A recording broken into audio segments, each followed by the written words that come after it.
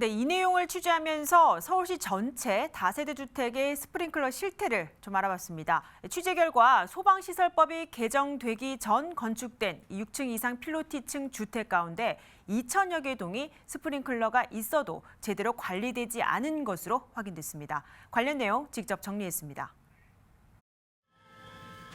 서울의 한 다세대 주택 1층 필로티 주차장에서 불길이 치솟습니다. 주차장 1층에서 불이 난 건데 당시 스프링클러만 있었더라도 화재 피해를 줄일 수 있었습니다.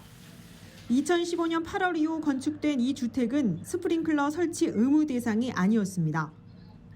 이처럼 서울시 건축물 심의 기준법에 해당하는 서울의 필로티층 주택은 화재 방지를 위해 지난 2018년 소방시설법으로 개정됐습니다. 스프링클러 설치를 기존 11층에서 6층 이상으로 의무화하고 안전관리자를 선임하지 않을 경우 300만 원 이하 벌금이 적용토록 강화된 겁니다. 건축법과 소방시설법 기준에 적용되지 않는 다세대 주택은 관리가 제대로 되지 않아 스프링클러가 있어도 작동되지 않는 상황이 발생할 수 있습니다.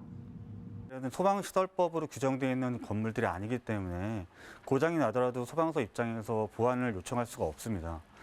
개인적인 생각이지만 서울 시내에 이런 건물들이 계속 증가가 되는 게 아니고 지금 한정되어 있기 때문에 원하는 곳에서 근본적인 보완을 해주는 게 제일 좋을 것 같고요. 서울시 25개 자치구를 대상으로 6층 이상 필로티층 다세대 주택의 스프링클러 작동 여부를 조사한 결과 총 2,014개 동이 제대로 관리되지 않았습니다. 이 가운데 은평구가 322개 동으로 가장 많았고 강서구가 207곳으로 스프링클러가 작동되지 않았습니다. 강동구와 중랑, 양천구와 광진구의 다세대 주택은 100곳 넘게 스프링클러가 미작동이고 도봉과 강북구가 70곳이 넘었습니다.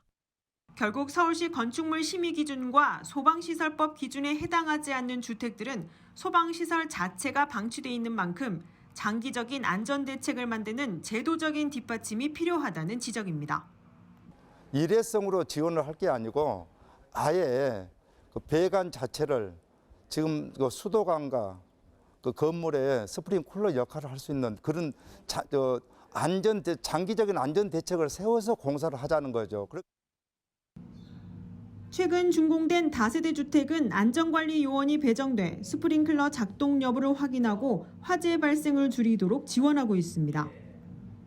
1년에 한 번 주기적인 점검을 통해서 소방 시설에 대한 작동 여부나 이상 유무를 관리자께서 주기적으로 관리를 하는 차원에서 점검이 필요하다고 생각합니다. 건축법과 소방시설법에서 제외된 서울의 다세대 주택 2천여 개 동. 스프링클러 설치는 물론 작동 여부를 확인 후 화재 안전에 대비할 수 있는 제도 보완이 시급합니다. BTV 뉴스 강혜진입니다.